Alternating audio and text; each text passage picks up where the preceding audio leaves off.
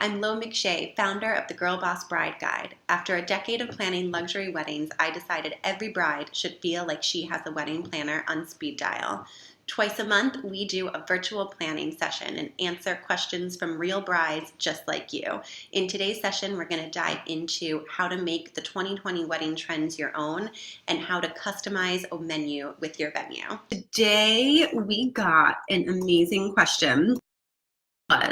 How do I incorporate wedding trends in a way that feels true to me? Which I just love, love, love, because we do spend a lot of time as wedding planners keeping an eye on trends. I definitely do trend reports on the blog, and if you go to our Pinterest page, which I'll have Kate pop a link in the chat to, there are definitely trend boards for each season, because I love to give people an idea of what is happening in the wedding world, but I absolutely don't think that you should follow those trends literally if they don't speak to you. You want to first understand what I like to call your true design aesthetic is, and then look at the trends that are going on in the wedding and interior design world and figure out what is the right fit for you and how can you make that trend feel very true to you. So my first step in the answer to this question is our entirely free wedding style quiz. If you haven't taken it yet, go to girlbossbride.com/quiz. I started going through this quiz exercise with clients probably 7-8 years ago, and it really, really changed how we were able to design and work with couples. When you go to the quiz, you'll see there's absolutely no wedding imagery inside the quiz. It's all interior design, fashion, lifestyle images, and I just ask you to tell me what you like so that then we can use that information to give you a wedding style recommendation. And as soon as you take the quiz, you'll be taken to a Pinterest board that's curated to the specific style that we think is the best fit for you given the responses that you gave. It's really, really helpful. I think that once you start to ask yourself questions like, what do you want your dream kitchen to look like? What outdoor space feels most inviting to you?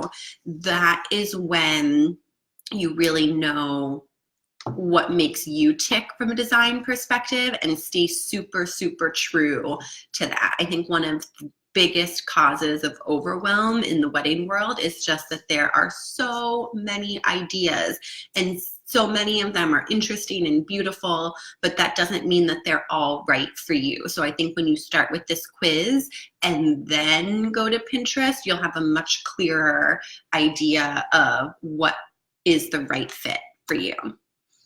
That being said, I did want to go into some of the trends that we are seeing in 2020, and then I can give you a little bit of insight into how I would make these work for different couples. So here are some colors that we're seeing. I'm calling it fern green, but lots and lots and lots of greenery. This really deep, I'm calling it rich cassis, which I love cassis in a cocktail. If you've never had it, try it. Creme de cassis is with some champagne is delicious.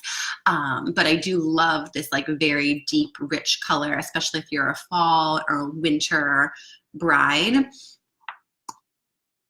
I'm also seeing lots of bright colors, this bright cantaloupe, this burnt copper, which I think can be used in a really playful way. I'm definitely seeing lots of copper accents instead of gold and silver or rose gold that was popular a few years back. I think copper is the metallic of 2020, so to speak.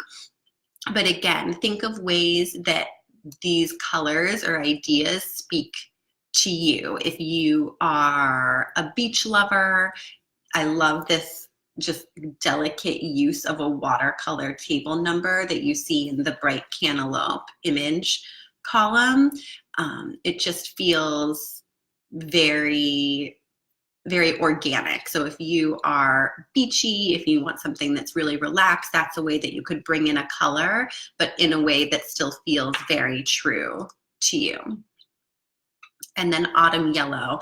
This is kind of the color that I'm seeing kind of pop out of nowhere, but I'm loving it. It's bridesmaids, yellow bridesmaids dresses, yellow in table arrangements. It seems like we're taking a little bit of a pause on blush in 2020, just as a trend overall. That doesn't mean that you can't have blush in your wedding. I think if you do love blush and you're like, how can I make blush feel very current?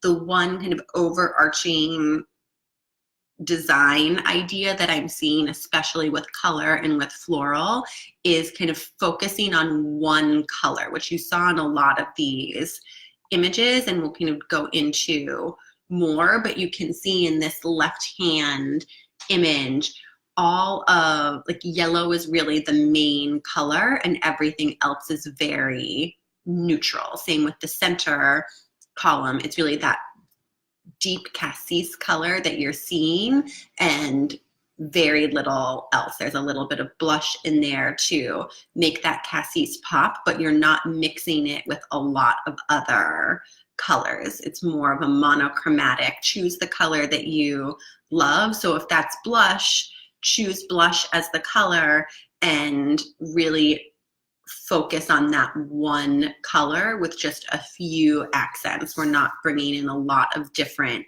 color combinations in 2020 is what I'm seeing a lot of, even in this far right hand image where it's that more burnt copper color. It's just those few buds of copper with a lot of greenery and white, which I also love for budgets because I think it allows you to use a lot of greenery, which is far more cost efficient, and just sprinkle in a few pops of color with floral as opposed to the other way around, which it's been for eons, it feels like.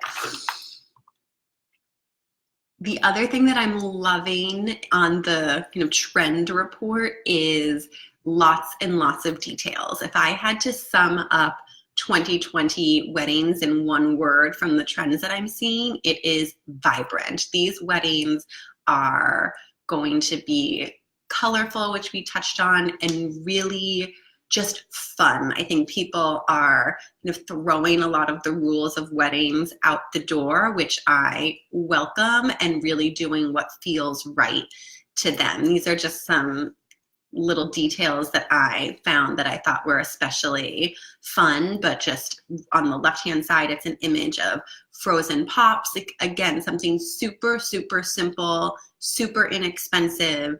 But if you are a summer bride and your wedding is outside and it's a hot day, wouldn't guests love to have a frozen pop before the ceremony or at cocktail hour? It just feels really lighthearted and can be a welcome surprise that isn't going to cost you a fortune.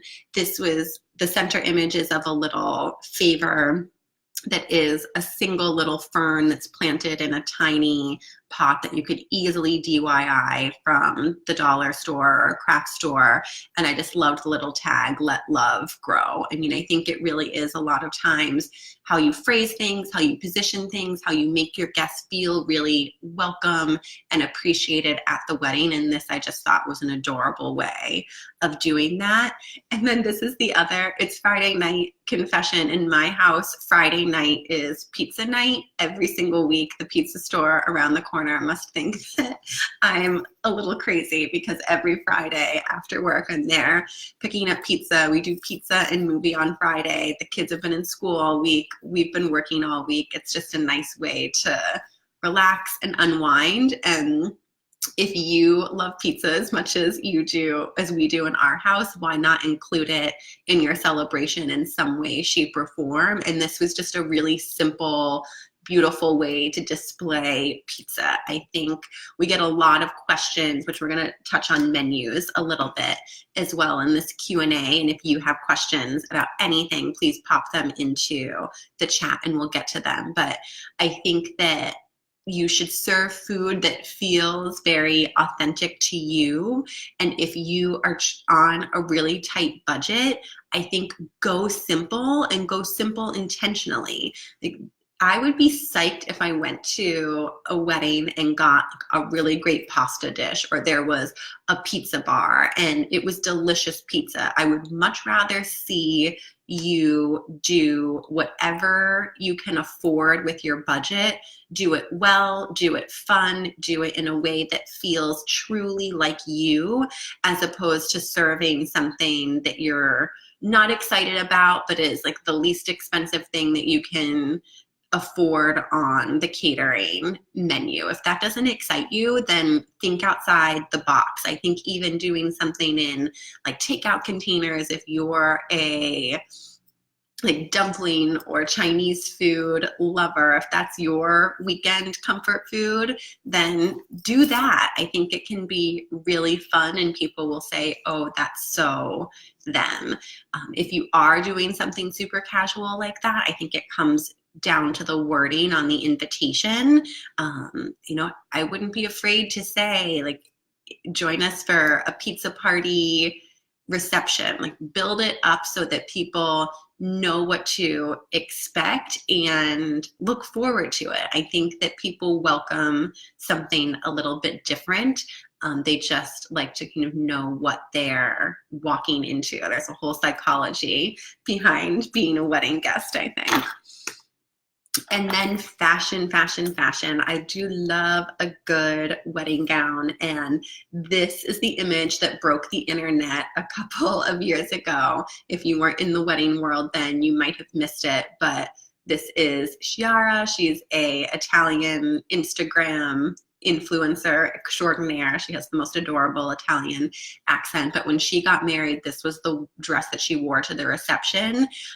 It's, of course, a couture Oscar de la Renta. I can't even imagine how much this gown cost to create, but it was so whimsical. That's why I wanted to show it, because we'll get into how I'm seeing it translated into trends. I mean, this was an entire embroidered gown, and it just felt very much like her personality. Again, I think 2020 is the year that we're kind of finally really throwing all of the wedding rules out the window, and I think that absolutely translates to what you wear.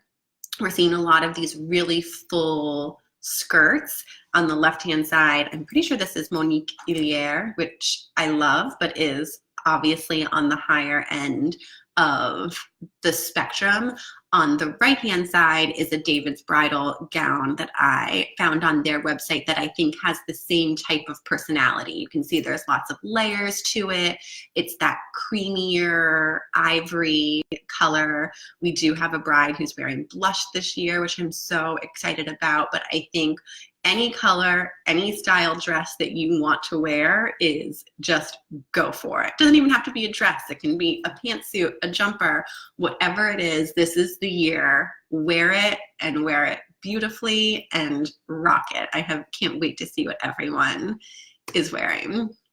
This is another example, I think, from a trend perspective. I'm seeing a lot of like very simple gowns, which I think just lets the bride shine. Again, this is more of a designer gown on the left. On the right is a gown by Vera Wang for David's Bridal. I want to say this dress was less than $600 when I was on the website looking for some inspiration for our chat today, and I just loved it. I love this back. It's a little rhinestone, like almost like gemstone detail to the strap, but if you are someone who's looking for a great back gown, I thought this was awesome. And then bridesmaids dresses, I think people are having a ton of fun with bridesmaids dresses. You know, the matchy, I think, is taking a little bit of a pause. Here are some groups of just like beautifully different bridesmaids dresses, and I think all of those bridesmaids probably feel fantastic in what they're wearing, which is half of the game, right? Half of the battle is just feeling great about what you put on.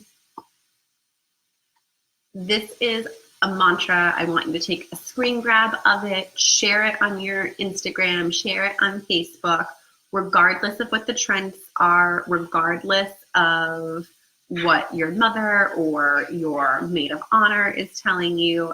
I want you to be soft, be lovely, be wild, be risque, whatever you want to be that day. Just remember to also be you. It can be an overwhelming shopping experience when you're shopping for your gown, and don't forget that the person you're marrying loves you in your sweatpants, in your workout clothes, and they are going to be blown away by whatever you choose to wear. So wear what feels true to you. I think the rules are meant to be broken this year. So I would love, love, love to see images of what you're trying on. Post them to the Facebook group, and let's have fun with the wedding dresses, ladies.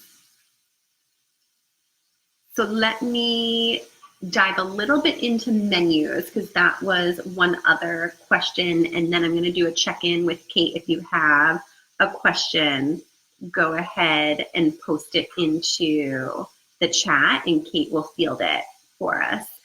One question that we got was from a bride who is in the process of trying to decide on her menu in advance of the tasting, and she really wants to customize the menu, but is a little afraid of what that's going to do to the total cost, which I will say, in my experience, when you ask a venue to customize a menu for you, they generally are more than happy to do it. I have found that the pricing of it does tend to add up rather quickly. A lot of times they're able to offer the pricing that they do on their kind of pre-packaged menus because they know exactly what it takes to execute that menu. So my suggestion is to kind of look at the menus of your venue as a whole. Ask them if they have kind of like meeting menus or lunch menus, not just their wedding menus. It takes a little bit of time, but I would really suggest that you go through kind of every single menu that the venue has to offer and choose your kind of wish list items from there.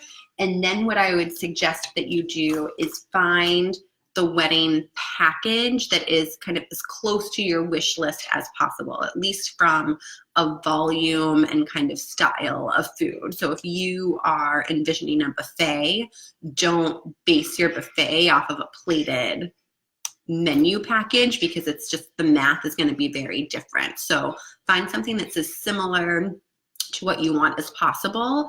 And I would suggest, especially if you're working on a budget, that you go through and really decide what on that existing menu are you happy to serve and what do you really want to see substituted, and position it to the venue as substitutions for that existing package. So for example, if there is a buffet menu and you only really like one of the entree options on that buffet, but you really like one of the action stations from the cocktail hour menu, see if I would position it to the venue as, we'd like to do this buffet menu with entree option 1, but we'd like to substitute option number 2 for the, let's just say, taco station from cocktail hour.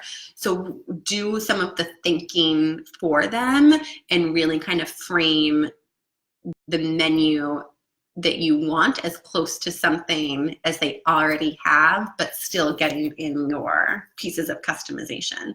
I hope that makes sense. But I find when you can start from something that is already in their offerings, the better off the conversation goes.